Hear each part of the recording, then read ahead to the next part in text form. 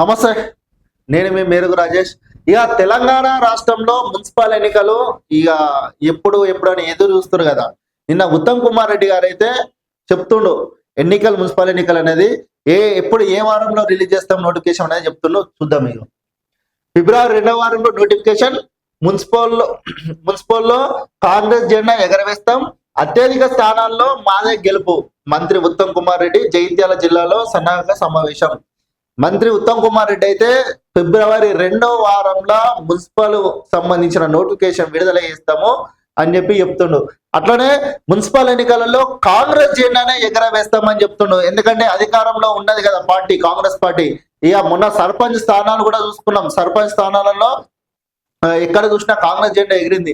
ఇంకా రెబల్స్ ఈయన పోటీ చేసేట్లు అట్లా కొంచెం ఎక్కడ కొన్ని చోట్లలో మెజారిటీ అనేది తగ్గింది.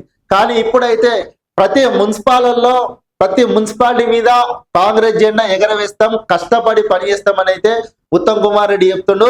ఇక రాష్ట్రంలో ఉన్నటువంటి ఆశావాహులు ఎంతమంది ఉన్నారో, కాంగ్రెస్ పార్టీ తరపున పోటీ చేసే వాళ్ళు ఎంతమంది ఉన్నారో, ఇక రిజర్వేషన్లు అయినా అన్ని ప్రక్రియ వచ్చేసింది కదా. ఇక నోటిఫికేషన్ ఎదురు చూసిన వాళ్ళు రెడీగా ఉండుర్రి. ఇక రానున్న మున్సిపల్ ఎన్నికలలో మరి తెలంగాణ రాష్ట్రంలో కాంగ్రెస్ పార్టీ ఎన్ని సీట్లు కైవసం చేసుకుంటది? ఎందుకంటే ఇప్పుడు అధికారంలో ఉన్నది కాబట్టి. అటు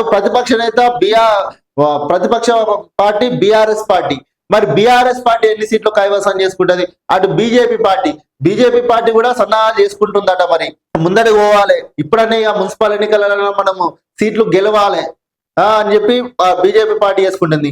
గతంలో 10 ఏళ్ళు అధికారంలో ఉన్న బీఆర్ఎస్ పార్టీ కూడా ఆల్రెడీ మేము ఇప్పుడు పట్టు సాధించాలి, ఇక అధికారంలో ఒకటినొక ఓటిపోతుంది కదా బీఆర్ఎస్ పార్టీ. ఇప్పుడైనా మున్సిపల్ ఎన్నికలలో పట్టు సాధించి మేము కైవసం చేసుకోవాలంటే చెప్తున్నారు.